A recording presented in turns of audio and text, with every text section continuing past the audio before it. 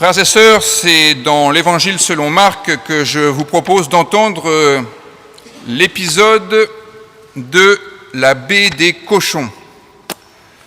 C'est au chapitre 5 de l'Évangile selon Marc. Je vais vous lire les premiers versets de ce 5e chapitre.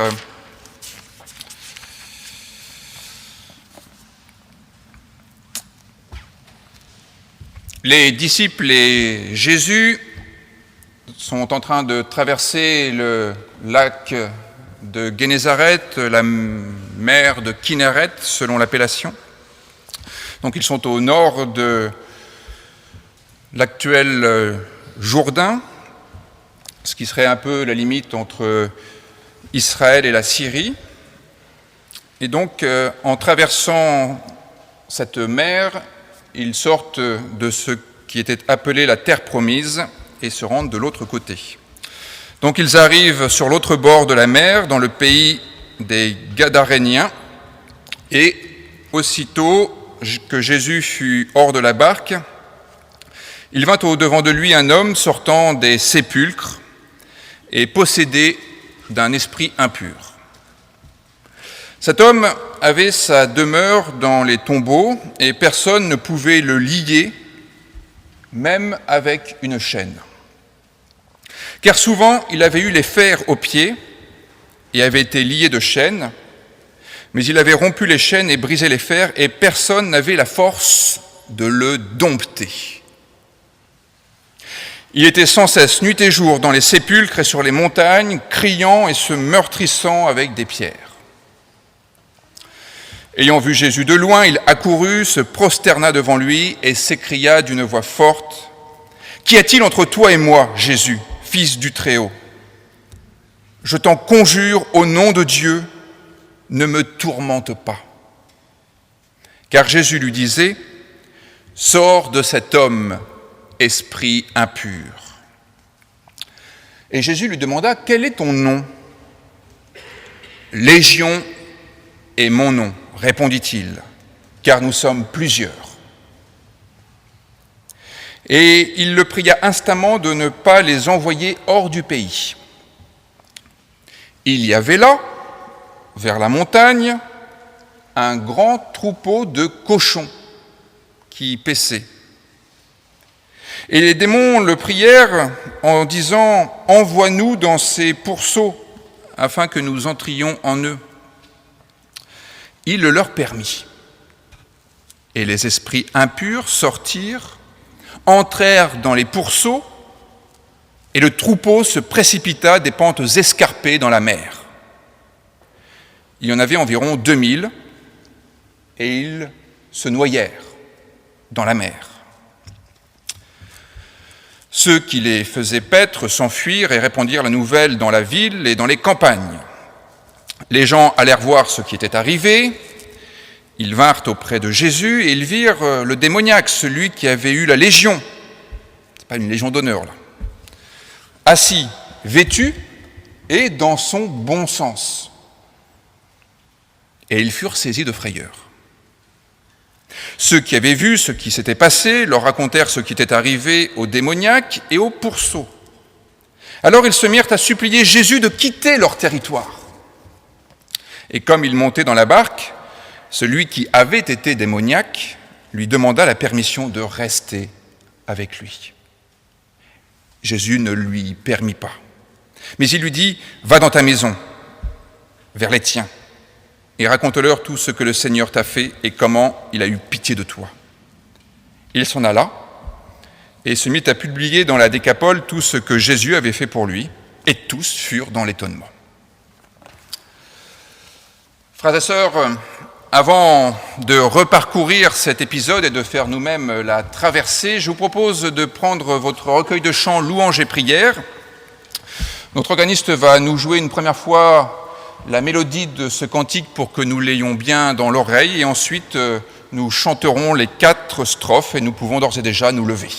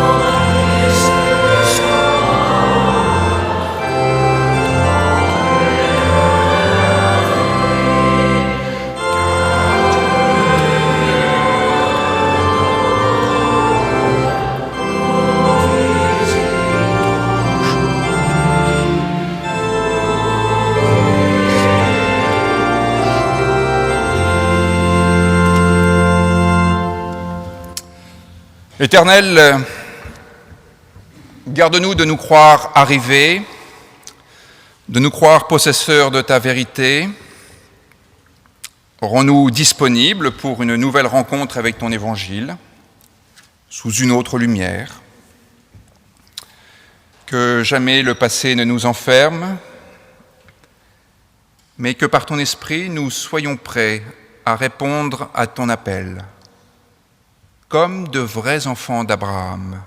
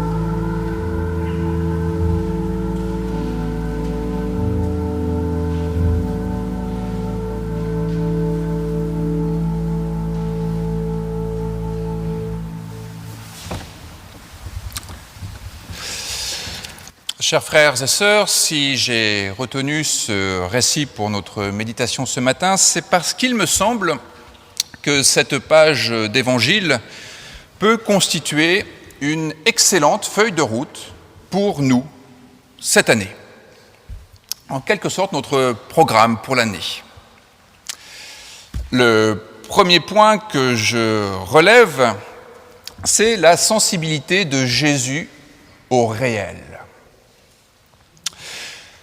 Vous l'avez entendu, le récit commence par la description d'un homme qui vit parmi les morts et dont on dit à plusieurs reprises qu'on ne peut pas le lier, qu'il est indomptable, une sorte de bête sauvage, totalement incontrôlable. Donc ce mort-vivant est réputé pour être indomptable et déjà manifestement il ne l'est pas autant que cela puisqu'il se taillade, qu'il est manifestement traversé par des pulsions de mort. Et puis, autre point notable, c'est que Jésus va porter un regard tout à fait différent de cette rumeur publique, puisque nous apprenons très rapidement que Jésus, en le voyant, s'adresse à lui et lui dit de façon manifestement répétée « Sors de cet homme, esprit impur ». Là où tout le monde voyait un insoumis, Jésus repère au contraire quelqu'un qui est particulièrement soumis. Et de fait, quand il va lui demander son nom, l'esprit qui parle à la place de cet homme va répondre « Légion est mon nom, car nous sommes plusieurs ». À première vue, cet homme est on ne peut plus libre, mais si on prend la peine de regarder attentivement la situation de cet homme, il n'est pas aussi libre qu'il en a l'air, et Jésus ne s'y trompe pas. Il voit un homme captif d'une multitude de choses dont il va le débarrasser. Eh bien, c'est cette sensibilité au réel qui m'intéresse. Parce que, bien souvent, nous avons toutes les peines du monde à faire preuve nous-mêmes de cette sensibilité au réel. Nous avons du mal à avoir un regard suffisamment affûté pour apprécier la vérité d'une situation et notamment d'une personne. Et nous avons parfois du mal aussi à cesser d'être aveugles aux véritables enjeux de la vie, n'appréciant que la surface de cette vie, nous arrêtant à l'écume de l'histoire. Bien souvent, nous en restons à une situation de façade et nous avons du mal à trouver quels sont les vrais sujets, quelles sont les vraies questions qui se posent, quelles sont les vraies questions à traiter. Et dans une certaine mesure, lorsque nous lisons les évangiles, nous sommes frappés de constater que c'est simple en fait, que les vraies questions, on les a sous les yeux. Mais lorsque nous sommes face au réel, les choses sont beaucoup moins évidentes. Et dans une certaine mesure, nous pouvons nous décourager en nous disant qu'il faut être le Christ pour avoir cette sensibilité au réel, pour voir au-delà des discours convenus, au-delà des prêts à penser. Eh bien, je pense que ce serait une erreur de notre part de considérer que nous sommes incapables d'un tel regard sur la vie et que cela est juste réservé à un homme du passé, Jésus de Nazareth. J'en veux pour preuve qu'il est au moins un homme de notre temps, capable d'un tel regard pénétrant. Et je pense à un homme un peu en forme d'hommage, Rowan Williams, qui était archevêque de Canterbury jusqu'au 1er janvier dernier, primat de l'église anglicane. Eh bien, voilà un homme, je ne sais pas si vous le connaissez un peu, si vous avez lu ou entendu ce qu'il disait ou écrivait. Voilà un homme capable d'analyse économique, morale, éducative, politique, théologique, qui n'était pas dicté par les éditorialistes du moment, qui, en général, nous disent ce qu'il faut penser de chaque situation. Le 104e archevêque de Canterbury avait cette capacité de prendre le pouls de l'époque, de repérer les véritables sujets et de les traiter. Alors, vous me direz, nous ne sommes pas Jésus-Christ, nous ne sommes pas non plus l'archevêque de Canterbury. Mais la vérité est qu'ensemble, nous sommes bien plus que lui. Quel était son talent ?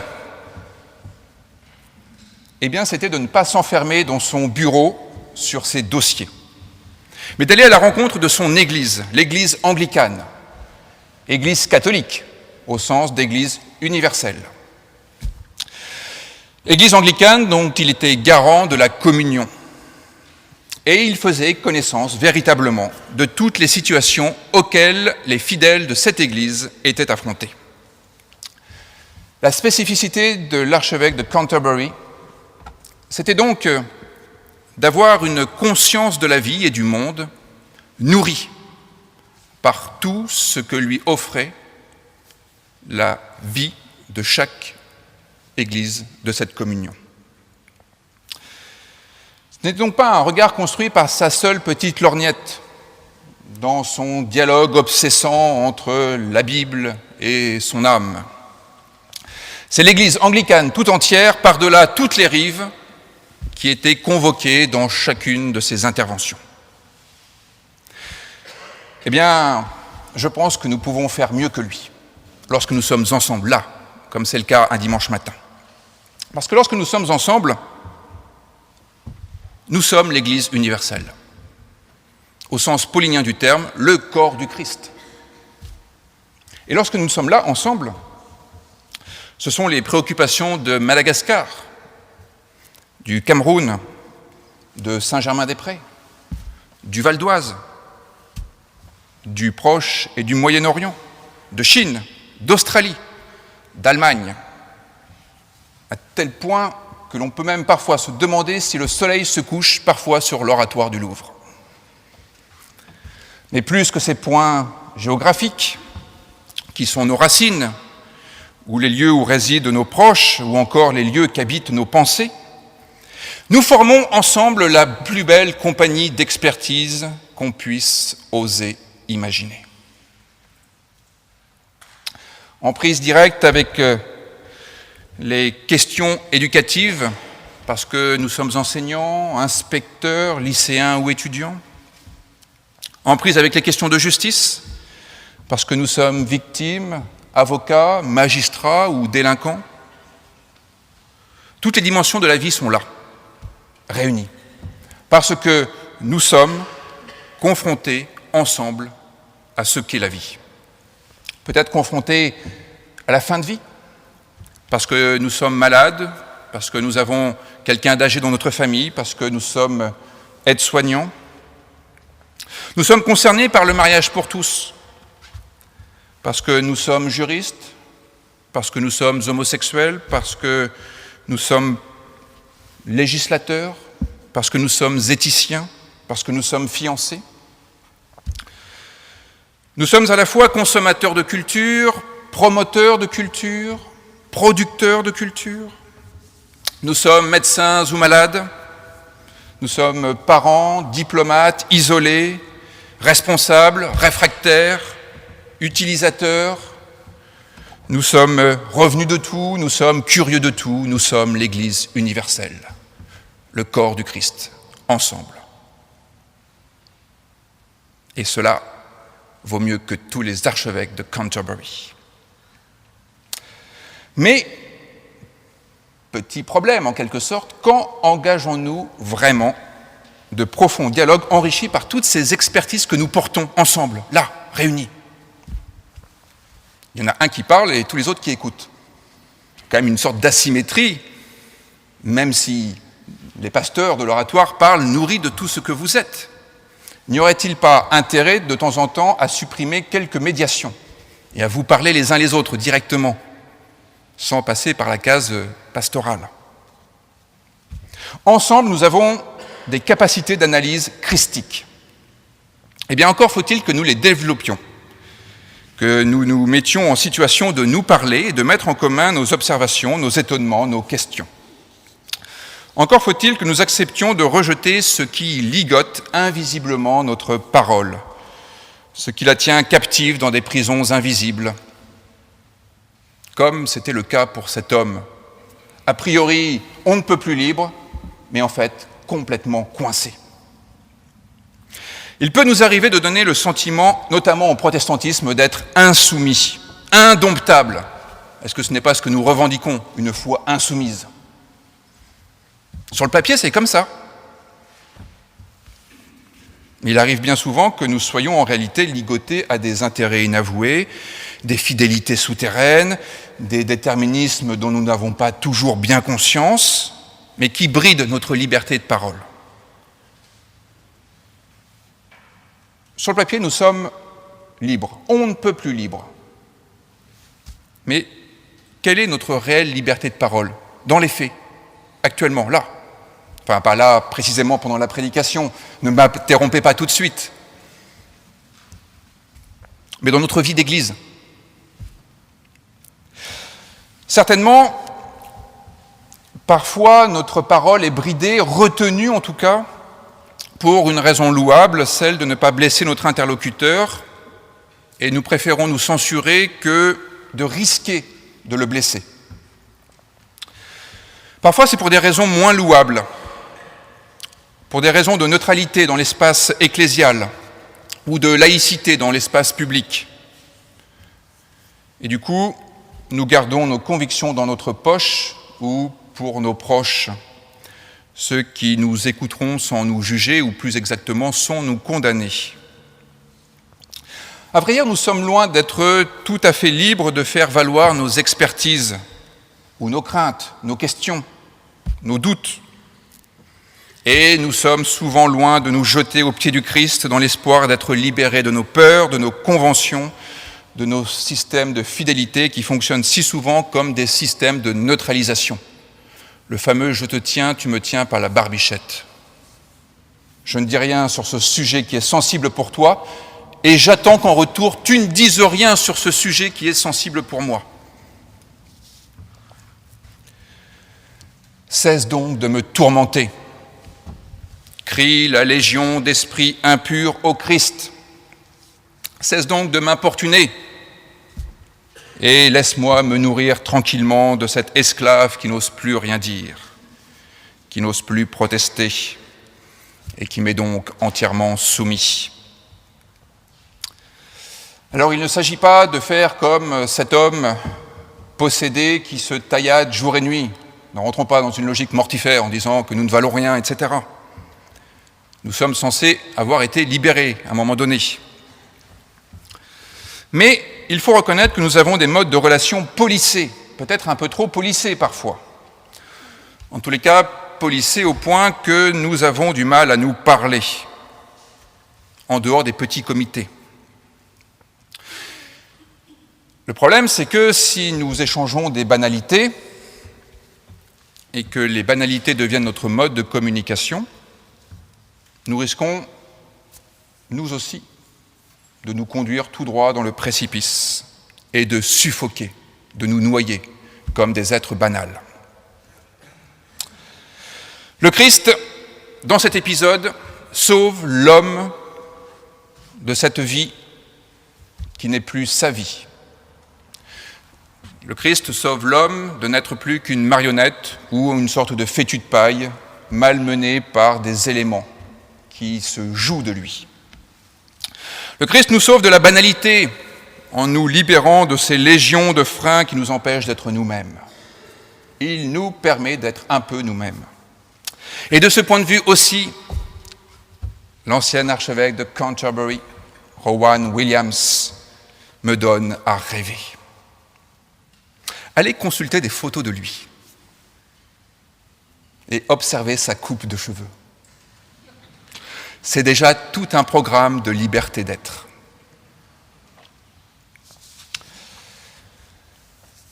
La vérité est que j'ai toute confiance dans notre capacité à adhérer dans cette dynamique de libération de la parole suscitée par le Christ. Nous sommes des êtres capables, notamment lorsque nous sommes ensemble. Il faudrait juste que nous acceptions un petit peu de nous laisser libérer. Mais je pense que nous sommes capables, qu'il y a ce désir au fond de nous. Simplement, soyons vigilants, comme le texte nous y invite d'ailleurs. Parce que, aussitôt libéré de ses démons, l'homme court vers Jésus pour rester avec lui. Et c'est, je suppose, pour se lier à lui, ce qui risque de le ligoter à nouveau. En le renvoyant chez lui, Jésus coupe court à ce risque de fanatisme religieux qui consiste à laisser la parole à une classe dirigeante, à une caste, à quelque dignitaire que ce soit. Cet épisode nous montre que nous ne sommes jamais libres une fois pour toutes, que c'est toujours une conquête, toujours à renouveler, toujours à reprendre, qu'il faut toujours à nouveau se jeter aux pieds du Christ. Et le goût de la liberté n'est pas non plus ce qu'il y a de mieux répandu dans le monde. Ce texte aussi le montre bien. Nous le voyons avec ces personnes qui ne veulent pas que Jésus continue à exorciser leurs peurs, leurs conventions, leurs prêts à penser, à parler, à dire. En le sommant de quitter le territoire, les gens veulent que Jésus arrête de libérer la parole. Ils veulent préserver leur petite vie tranquille, leurs petites combines, leurs petits arrangements, leurs petites croyances, leurs petites névroses, leurs petits liens de soumission mutuelle. Ils ne veulent pas de cette liberté qui a mis l'homme possédé dans le bon sens, saint d'esprit, plein de bon sens, capable de penser de manière débridée. Alors, pour nous prémunir de ce genre de travers, nous avons un petit gris-gris. C'est la devise de l'Église réformée de France. Des fois, on l'oublie, mais la devise, c'est « l'Église réformée est toujours à réformer ». Ecclesia reformata, semper reformanda. Ça semble être une formule magique qui marche mieux en latin. Eh bien, c'est une phrase qui nous invite à ne jamais nous endormir sur nos lauriers, ne jamais nous en tenir à nos bonnes intentions ou à nos premiers pas. C'est comme pour les bonnes décisions du premier de l'an. Il ne suffit pas de se dire, cette année, j'arrête ceci, je commence cela. Ah non, en fait, il faut le faire. Et il faut tenir, il faut résister. Parce qu'il y a un risque réel à préférer les marmites pleines d'Égypte à l'aventure du désert qui précède la terre promise. Il y a un risque à préférer la marque de collier sur le cou que porte le chien de la fable, qui pourrait tout aussi bien être le chiffre de la bête de l'Apocalypse, qu'à avoir l'aspect un peu famélique du loup. Avec cet épisode biblique, il me semble que le Christ nous met devant une sorte d'alternative. Quelle est notre préférence ? Quelle est notre préférence personnelle, notre préférence ecclésiale ? Eh bien, il me semble que ce passage d'Évangile nous invite à quitter la certitude de ce qu'on possède pour s'attacher à l'espérance de ce qui est à vivre selon l'Évangile. Non pas se contenter de notre état dépressionnaire, mais oser une vie dont nous n'avons pas toute la maîtrise, mais qui, par la foi, peut être portée grâce à ces vis-à-vis qui, avec moi, constituent ce qu'est la vie. Préférer l'ultime au conditionné. Préférer l'aventure de la vie à la familiarité d'une vie parmi les tombeaux. Amen.